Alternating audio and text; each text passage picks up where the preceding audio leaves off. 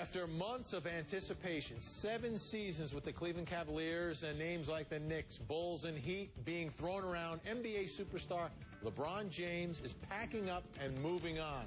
Last night in an ESPN special, LeBron announced where he's going. In this fall, I'm going to take my talents to South Beach and join the Miami Heat. Miami Heat. That was the conclusion you woke up with this morning. That was the conclusion I woke up with this morning. As you can imagine, fans of Miami are ecstatic. They went wild last night when they heard he's coming to South Beach.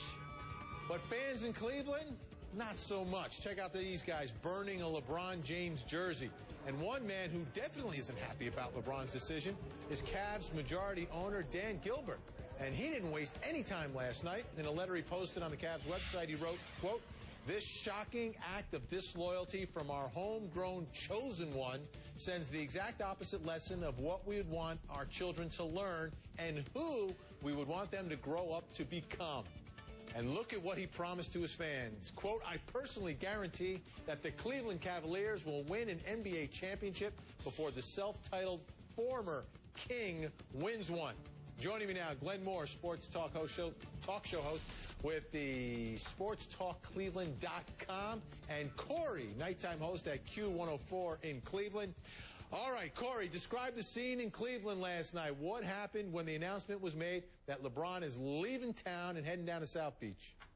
I think a lot of people were truly shocked. I think, with the whole media circus, we were, somewhere deep down hoping that maybe LeBron was going to go on national TV to attract a little bit of attention to the city of Cleveland, and instead he kind of took the opportunity to dump us into Lake Erie, and it was very disappointing. Glenn, this is a shot in the gut for the fans of Cleveland who haven't had a championship since, what, 1964 in any sport? Yeah, it's definitely not the way that Cavs fans thought it would happen last night.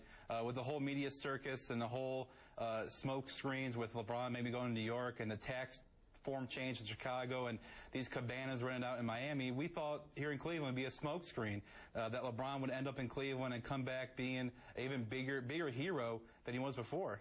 Yeah, how ugly is this going to get, Kory, in Cleveland? I mean, is he public enemy #1 now?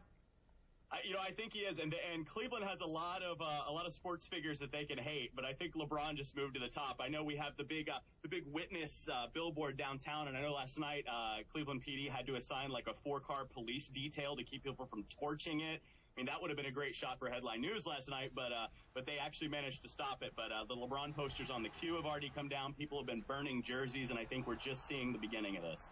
Unbelievable. All right, we've got Glenn Moore with us and Kory, both from Cleveland. We're going to talk more about LeBron James, more with my guest. What's going to happen here? All this backlash for LeBron James, all because he's leaving for South Beach?